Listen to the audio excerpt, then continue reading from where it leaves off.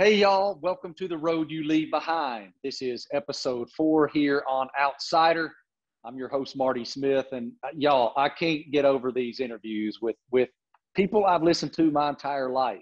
Today's guest, unbelievable, Clay Walker. He gave us so much time, nearly an hour, and he would have given us more time. But as we made our way towards the end of the interview, his internet had a different idea. His internet cut out, and so we didn't get to formally say goodbye and finish up the podcast, but y'all are going to be blown away by the unbelievable stories that Clay shared with us, everything from experiences, real time as a young man with George Jones, with Merle Haggard, with all of these stars. You won't believe Doug Supernall's injection into Clay Walker's path to country music superstardom. And what's it like as someone who's been around the industry since the early 90s to have a single right now in 2021? His brand new single, Need a Bar Sometimes, is fantastic. To me, it's a very mid-90s melody with 2021 production, and it sounds fantastic. It's an awesome song. Make sure you guys check it out wherever you're streaming your music or buying your music right now. I'm so grateful for Clay's time. You guys are going to be so fulfilled by this, especially when we get to the end, when we touch on Clay's battle with multiple sclerosis and how that impacted his worldview, his path, and the way that he attacked his country music career. Y'all are going to love this. Here's Clay Walker on The Road You Leave Behind.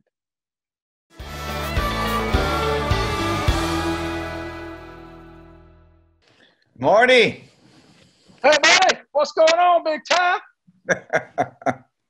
How you doing, bud? Brother, I'm amazing and blessed. How you getting along? I don't know if I've ever referred to myself as amazing, but I'd like to sometimes. Yeah, man. Hey, I'll tell you what. My blessings are rich, so I say it that way. You got a newborn? I do not have a newborn. No, I do not. There's a picture up of a newborn down there. Oh, Sam. Oh, yeah, Sam has a newborn. Sam has a brand new little one.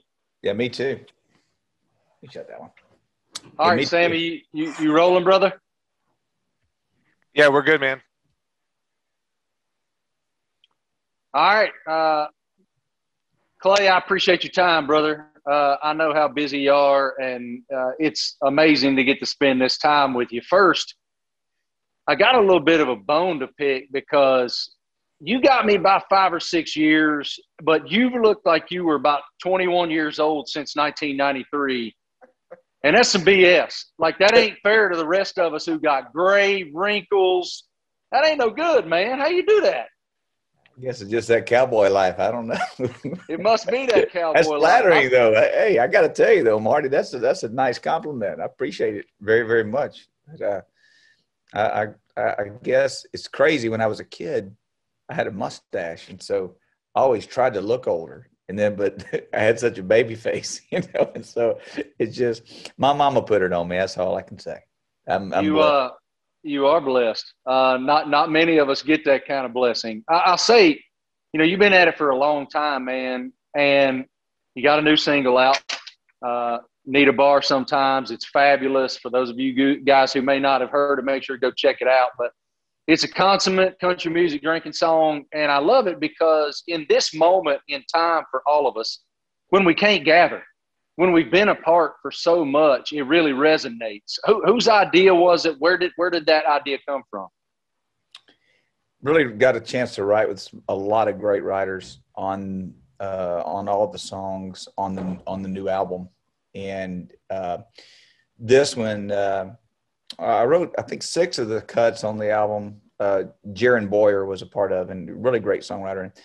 And that's the thing is, Marty, is you got to have a great team, just like you got to have a great production manager, somebody that really gets you and understands what you want to accomplish in an interview and in your show. And in the songs, I just, my manager, TK Kimbrell, really helped me. And so did Michael Knox, my producer, get in the right room with the right, correct songwriters, for me. And And so the idea was floating around. We were writing on Zoom, which was my first time to ever do that. And, not a big fan of it, but I can see why.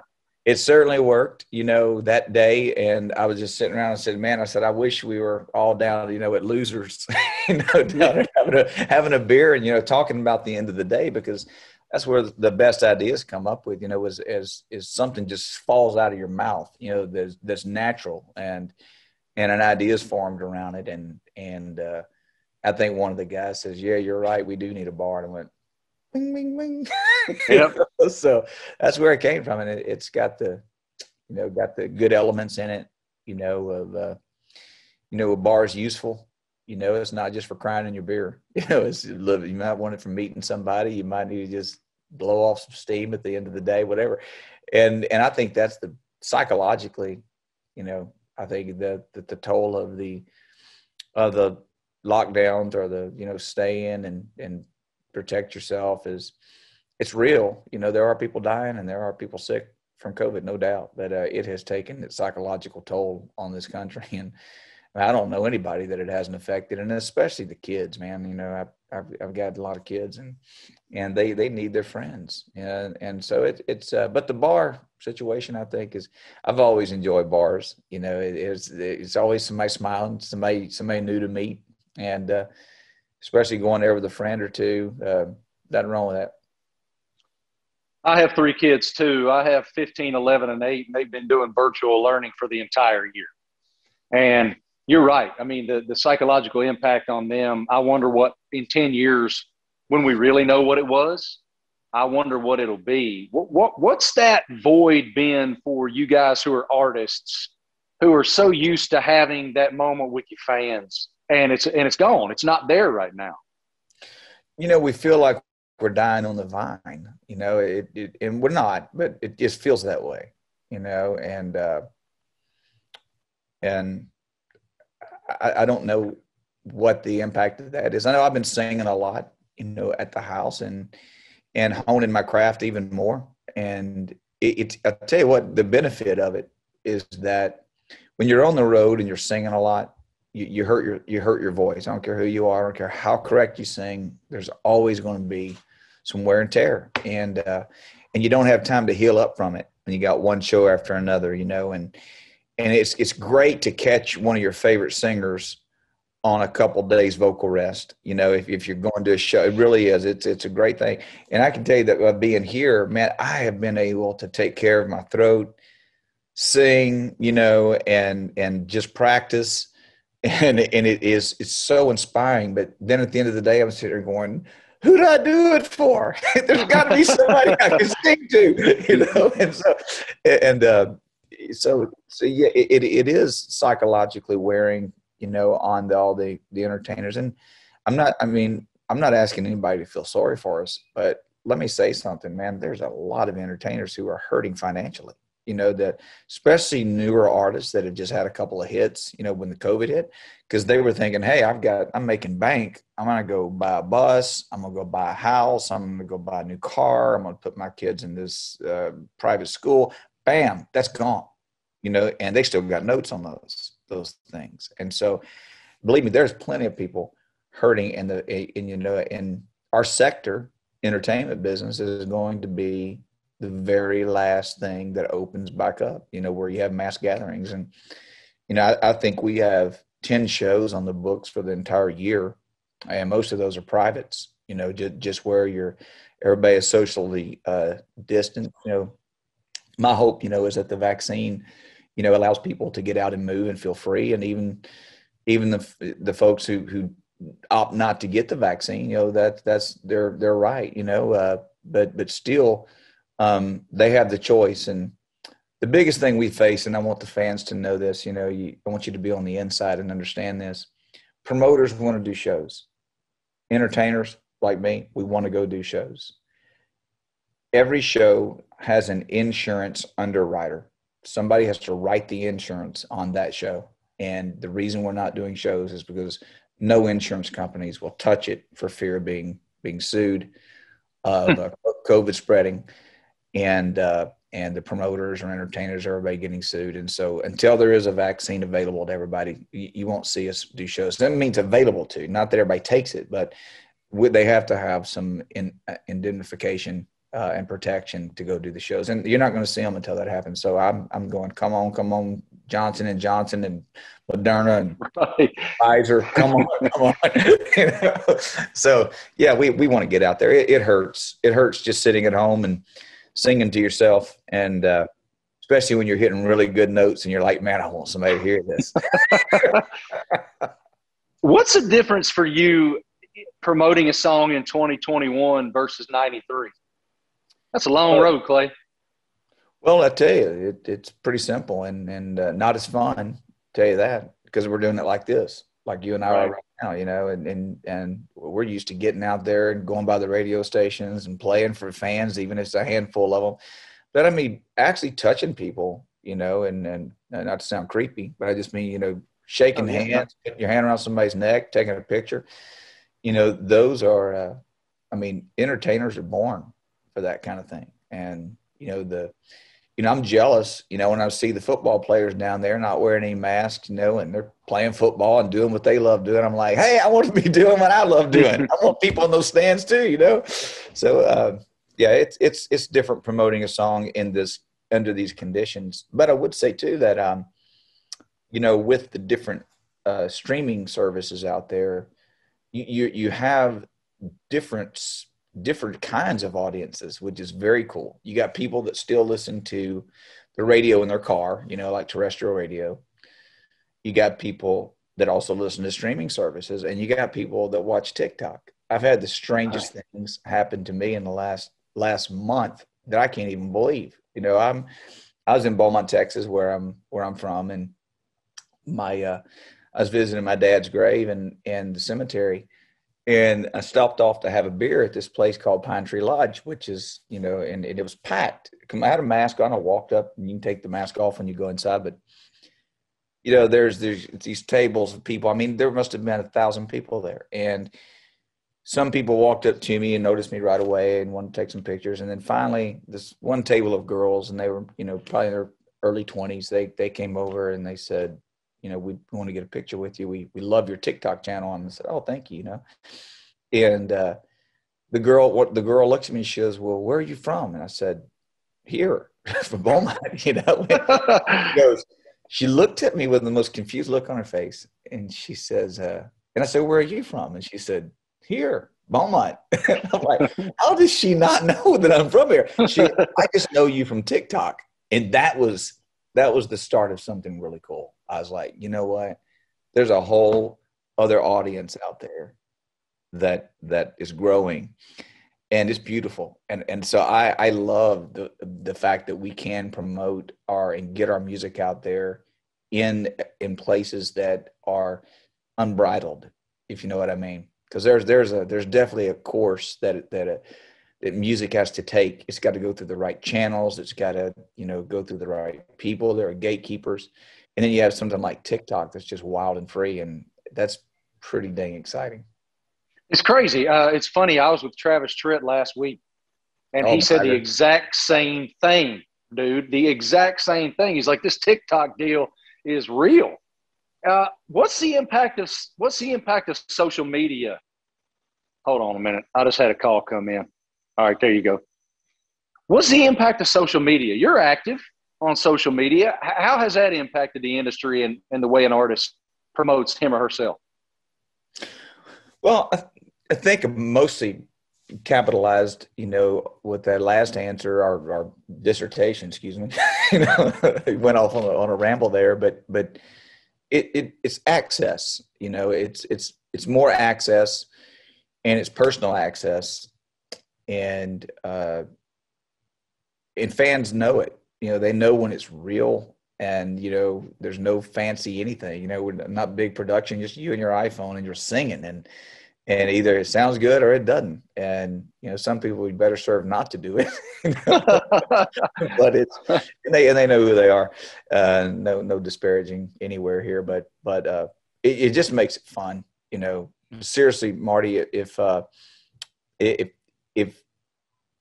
fans are interested, they either like it or they're out of there. So the instant feedback, I think, is the biggest thing you can get, because think about this.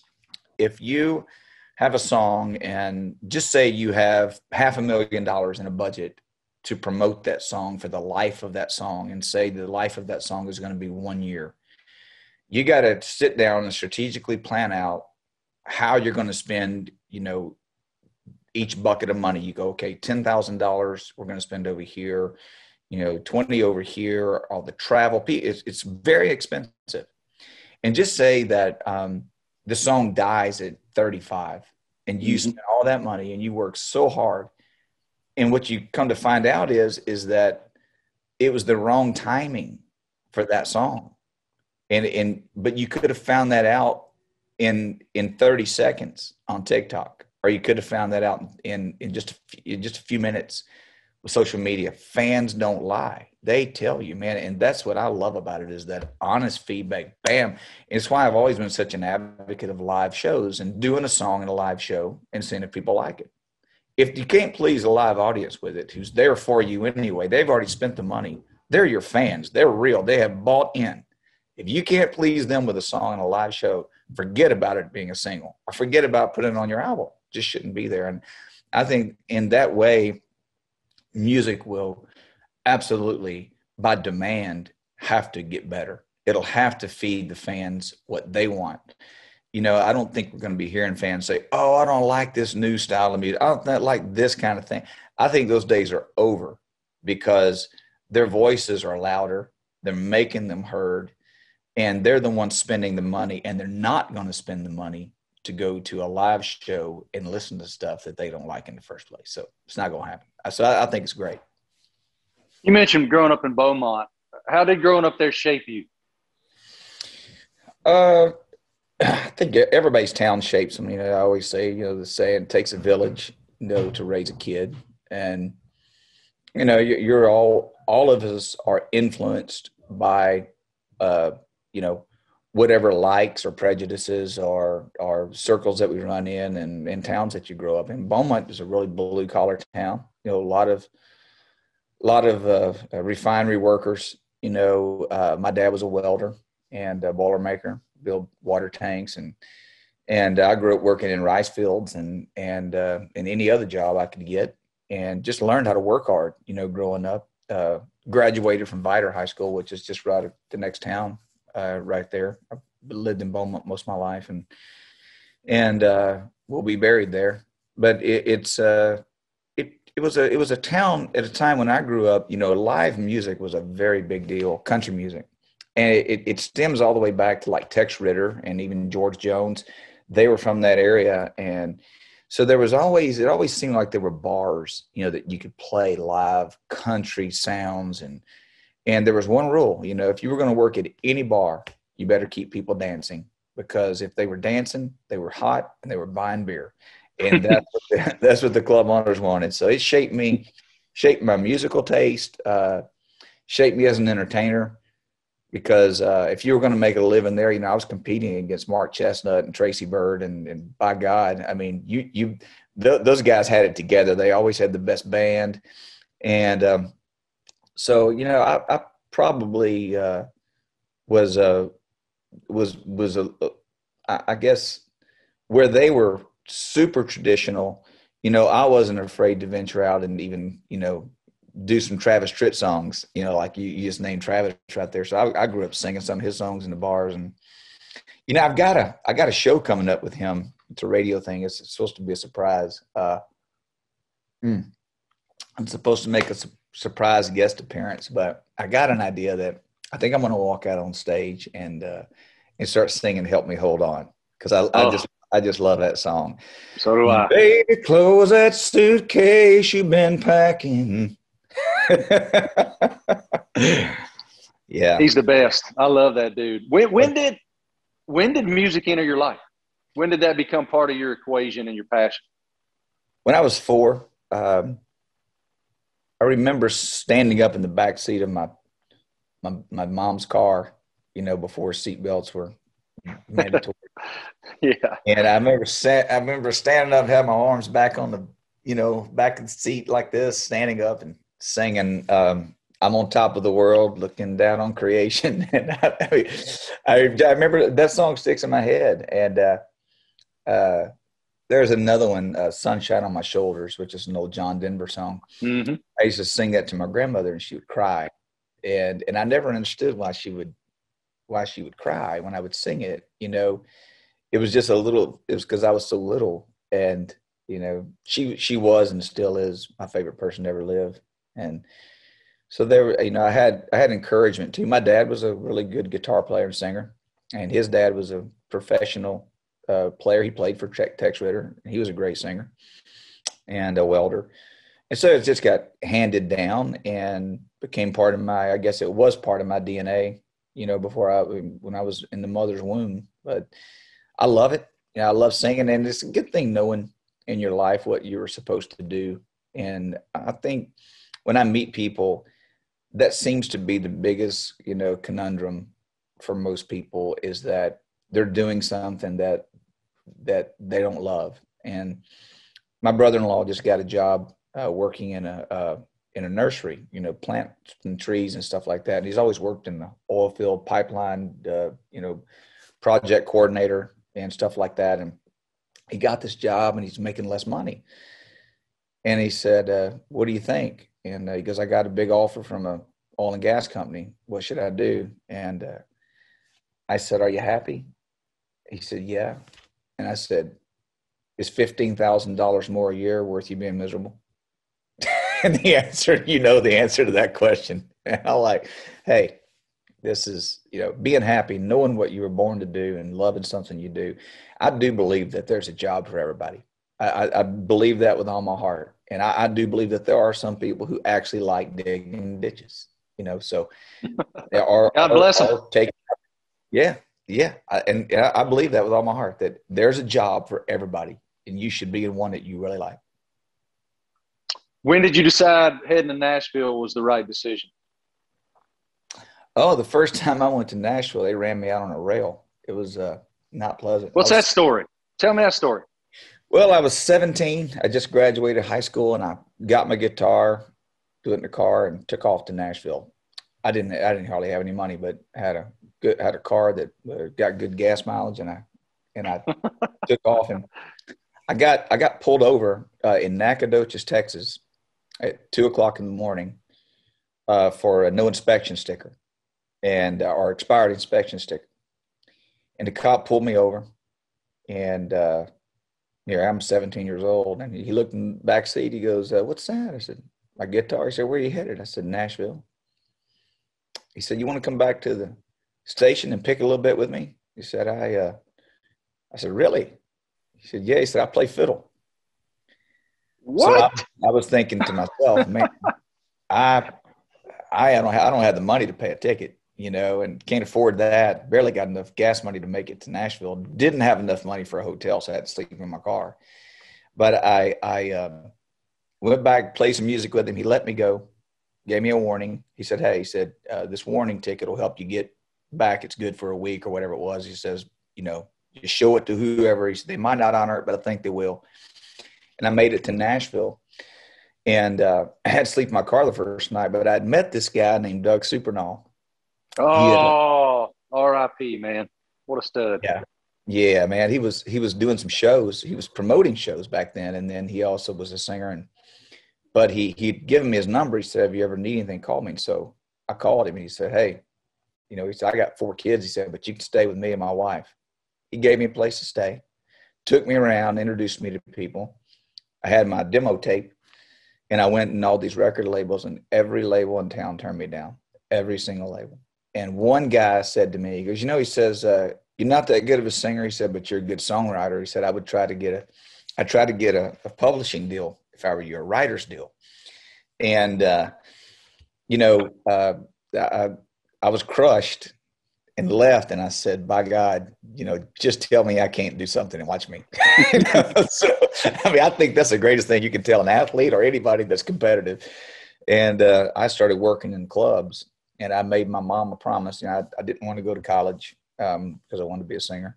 And she said, nobody in your family's ever gone to college. And I really wish you would go to college. Your dad didn't go, I didn't go. None of your dad's brothers or sisters and my sister didn't go. We'd really like you to go to college. And I made my mom a promise. I said, if I can't make it, if I can't get a record deal in 4 years, I said, I promise you, I will go to college and get a degree. And so I started working in bars 5 nights a week. And believe me, that's hard, breathing cigarette smoke and every single night of your life. And then I was working at Goodyear rubber plant, where they make the tires. Goodyear tires are in Beaumont. And so I was working 2 jobs. I would literally work till 2:00 in the morning, go home, sleep 3 hours, get up, go to work at Goodyear, come home, sleep another 3 hours, then go do the gig again every night. I mean, this was every day. And finally, I started making enough money in the clubs that I could support myself. So I had a full-time job doing that. And one night, this guy from Opelousas, Louisiana, stopped in. His name was Nolan Simmons, and came in and kind of stood at the back of the room and watched me sing. And Mark Chestnut had a record. He already had a hit. He had Too Cold at Home and a couple of more. And then Tracy Byrd had just gotten signed out of Cutters, the competing club across the town there. And so, they say lightning doesn't strike twice, much less 3 times. And so there are a lot of naysayers out there. And my bass player at the time, who passed away a few years ago, had said to me, it's going to happen. He said, I know it is. And that guy walked in that club that night. He stood at the back of the room, and he walked over to me and approached me. And he goes, seriously? He said, you got $1 million smile. He said, and you sing. He said, it makes people happy. He said, I've been watching everybody in this club here for the last hour and a half. And he said, everybody is happy listening to you sing. And he says, I'm going to do something for you. And I said, what's that? Because I'd heard every line you could possibly imagine, and this guy. Imagine. He said, I'm sending somebody here next week that's going to change your life. And he walked out. And the next week, James Stroud walked in. He was producing Clint Black at the time. Clint Black, Little Texas, fiddle player. Drawing a blank here, excuse me. But anyway, James Stroud walked in, and he said, I was sent here by a man. And I said, I know who it was. And he said, let's see what you got. So I started singing. I sang about 7 songs, and he got up and started walking out. And I shut the set down, put my guitar down. I said, this guy ain't getting away from me. It's my one chance. So, man, I was trying to look cool as I could, but I was following him out the door, and he was getting in his car. And I said, Mr. Stroud, I said, I hope that I didn't do anything to put you off or anything. And he goes, no, son. He said, you're a superstar. He said, I'll see you in 2 weeks in Nashville. We're going to cut a record. Wow. And that was the end of it. Wow. Or the beginning of it. Unbelievable. Isn't it wild how the people in your life that come in and out of your life that you have no idea are going to have such a dramatic impact on your path and and ultimately what is chosen for you. Boom. I mean, that guy, your buddy in that bar had he didn't get anything out of that. He had no reason to do that other than this guy's got a lot of talent. He deserves bigger. I'm going to help him go bigger. Fabulous. Yeah, it was a fast ride. I got to be honest. I had worked all those years in the clubs from the time I was actually 15 years old, and funny story is my first paying job was $50, and George Jones paid me to play at his club in a place called Comus Neal, Texas. And it was called George Jones Country Music Park. And I was playing in his club, and Randy Travis and George Strait were playing across the street at the park. in Georgia. What in the world kind of time warp is it? Where was I in this? I needed to be wherever the hell that was going on. It was amazing. And, this was the most, this moment that I'm going to tell you about is like the most magical moment. That night, Merle Haggard had come in town because he was going to play the next day with Jones. And Haggard and Jones sat down at the bar, at the actual bar. And Haggard had on a ball cap. And Jones is sitting there. And I'm in earshot range of him. And I'm 16 years old. And I'm listening to these guys. And Jones is wearing Haggard out about horns, about, the clarinet and all the horns. He says, I hate those freaking horns. He said, he was telling me how bad he hated the horns because they were out of tune. He told Haggard, do you have to do it? I mean, and Haggard's telling him, I'll do what I want to do. Yep. You don't tell me what to do. I mean, it's just two old legends just – and I mean, they loved each other though. They absolutely adored each other. And you are watching this happen as a 16-year-old kid. Yep. Who can't even order a beer. I'm sitting there. I mean, I'm drinking cherry Cokes up there singing on stage, and I'm singing "Make the World Go Away," an old Eddie Arnold song. I'm doing all their stuff too, and it was really cool. The next day, Jones came in from my sound check. And talk about intimidating. And what did he say? Did you talk to him? Yeah. He said, he goes, you're going to make it. And he says, you don't have it right now. He said, but I know you're going to make it. And he said, you're going to have to hone your skill. He said, but I hear it. He waited for me to finish sound check and tell me that. And that, it's just so weird because that night, that day, Johnny Paycheck pulls up in the back of the deal. He's headlining in the club. I'm opening for Johnny Paycheck. So the night before, I'm sitting there with Haggard and Jones, and Johnny Paycheck pulls up behind the club there, and I walk outside, and I mean, I am awestruck. I don't even know what to do. So Johnny Paycheck's road manager comes off the bus and says, is there any way I can get a picture with Johnny? And he goes, absolutely. He said, Johnny loves, young talent, and he goes, I know it. He stepped down in his sweatpants and took a picture with me and my sister. And I thought that was that shaped my life. I've never refused to take a picture with people or to give people autographs. And that was like the most humble, I think.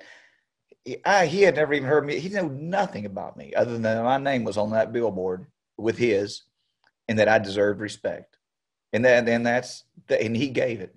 And that is the kind of thing, I wish you saw more between artists. I think what has changed, most artists are so freaking jealous of each other that they never treat each other with kindness. And it really is, it's nasty. I have very few friends in this business, and the ones I do, I love to death, but there's so much jealousy that I think they did it different back then. And I got to witness it. I loved it.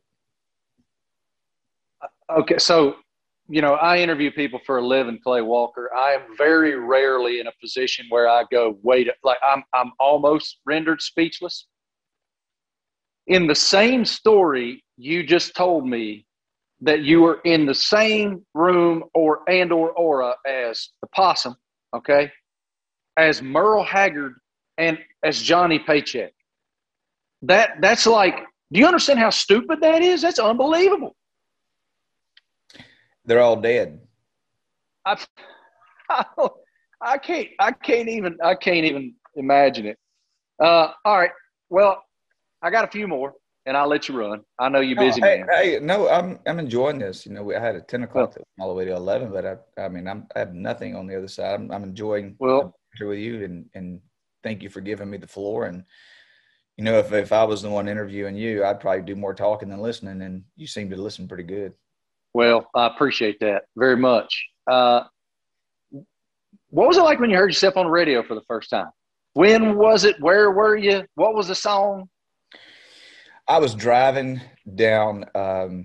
There's two different instances. The first time I ever heard myself on the radio, and this is not giving up. This is to tell the other entertainers out there, or whatever you're doing in life.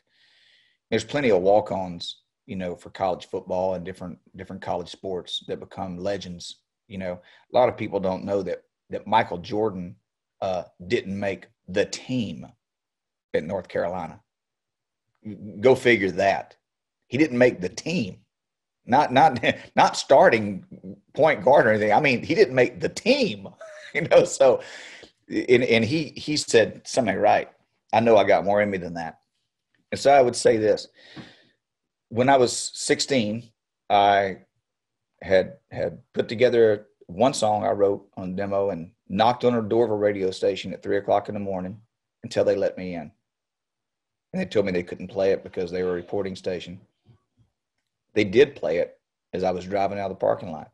They listened to it and they liked it. And when I heard that, I knew that, that was stronger than any drug you can imagine. And I had to have it again. So I didn't stop reaching for it. And then in 1993, in August, my song, What's It to You, which went number one, was the second most added song at radio for a first week artist in country music history. And I hadn't heard it on the radio yet. I was back in Beaumont, my hometown, and the song had just started climbing the charts. I'm driving down the road, and bam, it comes on the radio, KYKR in Beaumont. And the girl that her name was, I think, Chrissy Roberts maybe, was the DJ. And I pulled over, and I want to tell you something. My hands, I was shaking all over. I mean, just my wife calls it shinging. I don't know where she gets that. It's like a tuning fork. I mean, I couldn't believe it. And what was so cool is I was by myself in my truck, and I had it cranked. And I mean, I got to hear it from soup to nuts, from the downbeat all the way through. And I got, tears in my eyes. And I was just like, this is the greatest thing on earth. And I've never let go of that. I love it today more than I loved it at that minute. And that is saying something. I understand why Tom Brady wants to win a Super Bowl every single year. You never get tired of that if you really, truly love it. Why Brett Favre hung around, and, I know some of those legends, and, Joe Montana is one of my closest friends, and I love, the competitiveness of that. But there's a deep joy that comes from it. It's way more than competitiveness. And hearing my new song on the radio right now, we're driving down to go get an ice cream the other day at this little drive-through called Andy's. If you've never seen one, I think they're going to take over the country. They're so good. Oh yeah. I got one a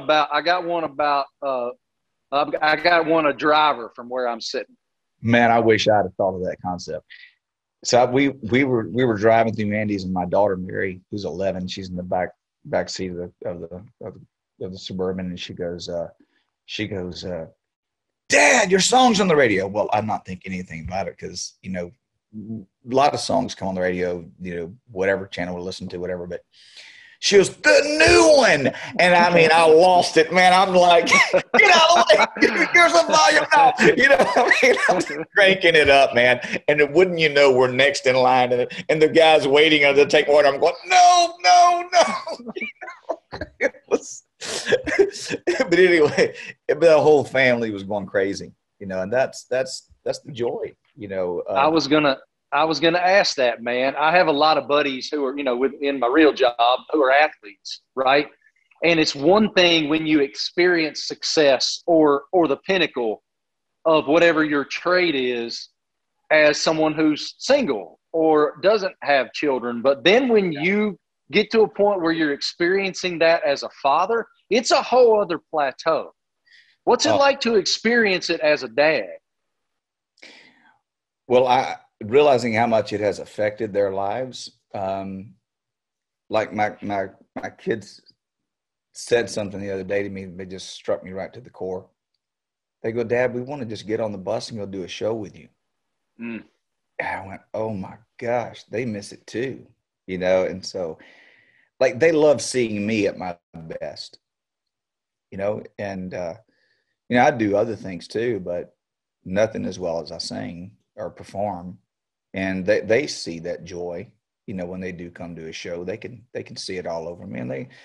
And the beauty of it is they love hearing me sing, even on the radio or even around here. They're constantly running by, Alexa screaming, "Hey Alexa, play, Long Live the Cowboy" by Clay Walker, or they'll play Need a Bar sometime. I mean, they seriously do this all day long. And that's the biggest form of flattery that you can get, is when your kids want to hear you sing. And so, yeah, it's beautiful. And they also know that I work hard at it.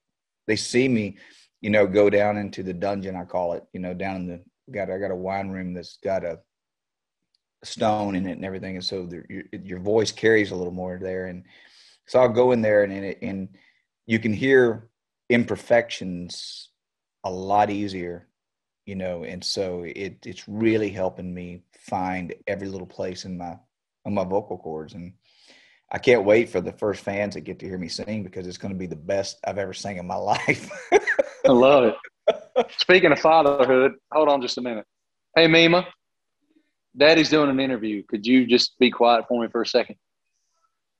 There you go. That's fatherhood right there, Clay Walker. Are you doing virtual class or talking to your friends? Whatever. I don't know what she's doing. I like your bar back behind you. Thank you, man. Mind real quick. Check this out. Got some of those same things too. I love it. That's fabulous. Yeah, mine actually extends down that way. So here's inside baseball for you. So when I'm interviewing one of you guys via Zoom, I have this as my background. When I'm doing Sports Center or something like that, the other side of my bar has Alabama's football helmet, Ohio State's, Florida's, Virginia Tech's. Like, I have football helmet side over there. So I have a little diversity in my backgrounds. So tell me, because I mean, I know you've had a lot of interviews, but in the sports world, football, mm-hmm. Who would have been like one of the ones that and I know there's many, so I'm not asking you to pick a favorite, but who was one that you were just like, you could not believe you even got that spot to interview that guy? Who was it? In football, I mean, there's a lot of them, and throughout sport, there's a lot of them. I never dreamed I would have had the opportunity to interview Tiger Woods. I would have never dreamed I would have had the opportunity to, like Sam, my buddy who produces this podcast for me. He and I went to China together to chase Cristiano Ronaldo around for 8 days. And he might be the most famous athlete on the globe. He's one of them. And so there's a bunch of, I mean, like, I at this point, it's not odd to interview Nick Saban anymore. Right. But when I was first doing it, it was like, man, this is the greatest of all time.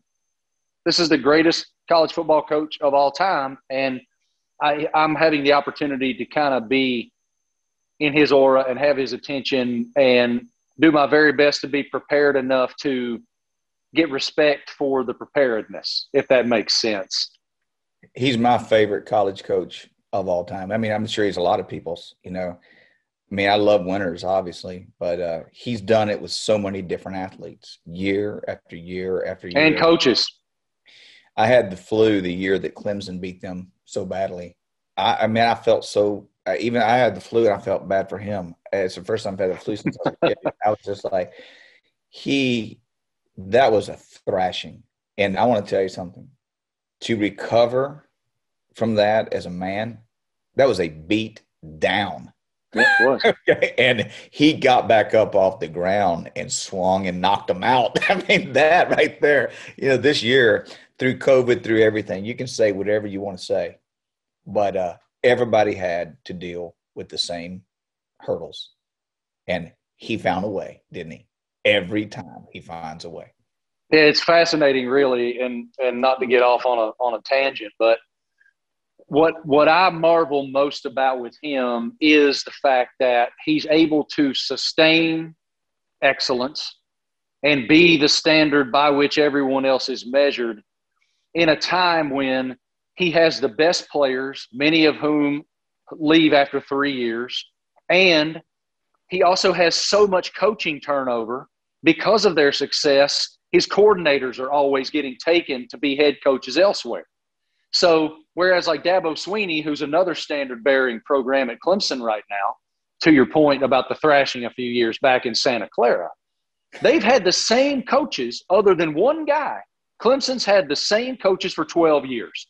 And that continuity offers so much consistency. Saban doesn't have that. Like his offensive coordinator, Steve Sarkisian, just got taken. I don't know if you're Longhorn or not. You may or may not be. But they just, Sark's going down there to Austin to try to revive. I'm an Aggie. Oh, okay. There. Well, Jimbo's my boy. Jimbo's my boy, Clay. And hey, they had a hell of a season. He's got it humming down there in College Station. The Longhorns, I always like to see them do well too. Just not better than the Aggies, and that hadn't been the case, So anyways, but to talk about a program that it's hard to believe, that you could have that much at your fingertips and can't build a program on the Longhorns. That's pathetic. That's how many coaches have been in there, and since Mac Brown. And how about old Mac? He did a good job at North Carolina, didn't he? They're killing it in recruiting. They have a lot of talent, and he's done such a great job. And I'll tell you, Clay, I mean, he's like a father to me. We are very close. I love him so much. Oh man, and nothing but respect for that guy. He's a wonderful person. All right, man, a couple more. Sorry to get us off track there, but I love sports. I'll talk sports all day long too. Now, that's like I'll talk it all day. If I could make a living, I did not know this was written by Alan Jackson. I had no idea until very recently. I know. Sorry. I gotta go there, bro. I gotta go there. No, I'm teasing. You have to be one of the only people who's heard the demo. Yeah. What was it like hearing him sing it? Because once you know that, you can totally. It's like, yes, that is an Alan Jackson song. Well, James Stroud came out to on the road with me. We had all that success on the first album. It was just booming, came out gangbusters. And I was on the road. Like we were doing 230, 240 shows a year, which, I'll never do again. That was brutal. But we were trying to make money and get it while it was there. And Stroud comes out and he has this box of demo tapes, back then it was cassette tapes and or CDs. This was a CD. And he said, I got these songs. He played me 4 songs. And the first song he played was Make a Living. And I was writing, still do. I write a bunch. I wrote this entire new album, and so I was writing a lot of songs and so, I was pretty picky about what I was going to cut. And he played Make a Living. And I looked at him, one sentence in, and I knew it was Alan Jackson. I was like, that's weird. And so, the song got done, and I said, why didn't Alan cut that? I said, did he just sing? It was he a demo singer then or something? And he goes, no. He said, they got what they wanted for his album, and this song kind of fell through the cracks. And I said, if I put this song on hold and I go cut it, I said, does he have the right to jerk it from me and use it, and because I didn't know Alan at the time. By the way, Alan's a perfect gentleman. He wouldn't do something like that anyway. And he goes, no. He goes, if you take the song, it's yours. I said, James, this is a smash. I said, monster. I said, I'm not talking about a number 1 hit. I said, that's a career record. I said, something is off here. Something's wrong with Alan. I said that he ain't hearing this. And he goes, Clay, if you want it, it's your song. And this is the craziest thing. I cut that song and I was so high on it. Not only was it the first single, it was the album title. Yeah. Right. It goes number 1. The song is only 1 minute and 56 seconds long. And, which I think is another cool thing. But the co-writer on it was Keith Stegall, Oh. who is Alan Jackson's producer for life, right? Guess where Keith Stegall lives today? His mailbox and mine face each other across the street. Way. That's I'm fabulous. kidding. You can't even That make is this fantastic. up. You can't make it up. Okay. and it's just crazy, right? Just absolutely crazy. So he's my next door neighbor across the street, not next door, but across the street neighbor, he and his wife. And the second song that James played me was This Woman and This Man. Both of those songs, career records for me. And James played them back to back. And I said, I feel like I just fell into a bucket of horseshoes. This is unbelievable. And hey, man, I mean, it's been a crazy ride, but it all starts with a great song. And I've often said this, different singers will ask me for advice and I tell them, look at George Strait. George Strait, until recently, had never written any song that he recorded. Guy had 60 number one hits. He knew that it's about the song. It's the song. And George is a phenomenal singer, by the way. But I will tell you that an average singer can be a mega superstar with superstar songs. But a superstar singer, like someone that sings unreal with average songs, will never be anything. Mm-hmm. It's not, you hope you can sing good, but trust me, it's the song that matters. People know it. I had one other thing I wanted to touch on, and that's your multiple sclerosis battle, I guess might be the right term, or that being a part of your life. How did that kind of manifest itself, and what's been the impact of that on the way you live your life? That's been a journey, and a good one in my life. Adversity, can build, strength in you, and can also show you, where you come from. And, this is a story, for people who believe. When I was diagnosed, I thought I had a tumor, like pressing on my brain or something, because I couldn't see. I had double vision. I couldn't touch my fingers together. I was dragging my leg. I had a twitch in my face. I had all kinds of things going on. And I went in, and my aunt had Lou Gehrig's disease, and she lived for 27 years. She's one of the longest living people with ALS of all time. And so, man, they started doing the testing on me, and they found that I had MS, but that wasn't the worst news. The worst news was the prognosis. And I had so many lesions on my brainstem and spinal cord and brain that my prognosis was that I would be in a wheelchair in a couple of years and then dead in a couple more. And so, taking that and swallowing that at 26 years old, my career was absolutely exploding. I mean, it had just started. And I remember, the doctor telling me, he handed me some papers too on it. He said, and I was devastated. I was completely devastated. And I ended up with a doctor who's atheist, and just a phenomenal doctor. And, he had the same opinion of what was going to happen to me, prognosis wise. And I remember going into my room where I would write songs and stuff, and I laid down on the floor, and I started praying, and I literally was on my face, just face down, crying and praying, and not sobbing, but just crying and praying to God. And my mother raised all of us Christian, and she's very devout, but I wasn't. And And I just remember that moment there was an inflection in my life right then, because I knew I was going to die.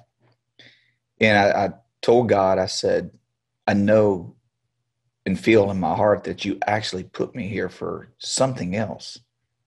Please just show me what I'm missing. I want to do it. And if you want to take me, that's okay too. And this moment, I could hear God speak to me. And I stood up and I never cried again. The disease arrested, and it's a miracle. They've never seen it before, my doctors. And, the progressive state of it was that I should be dead. The disease arrested.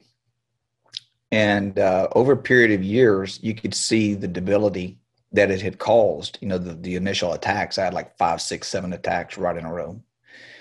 And so, I had weakness in my legs, weakness in my arm, hand, and I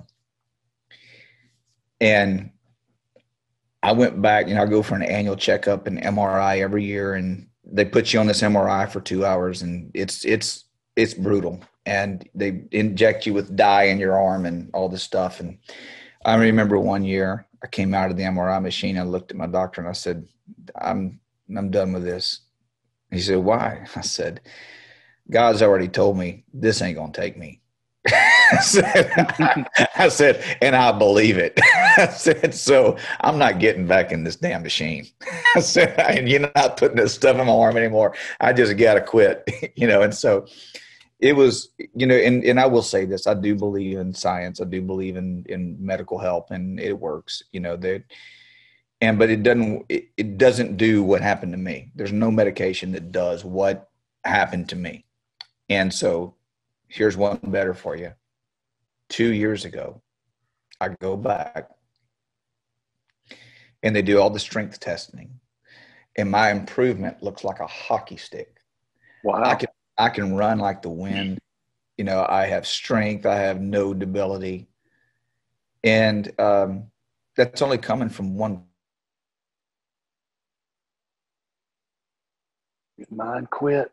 Mine froze maybe. I don't know if I froze or if he froze. Yeah, it's not yours. He froze here also. He froze? Okay. Well, that stinks that he froze right then.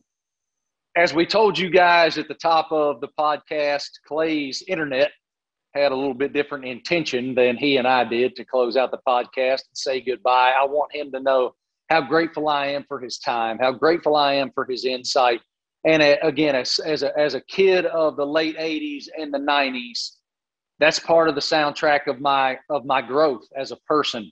Just awesome to get to spend that time with him. So thank you, Clay, for your time and the amazing stories.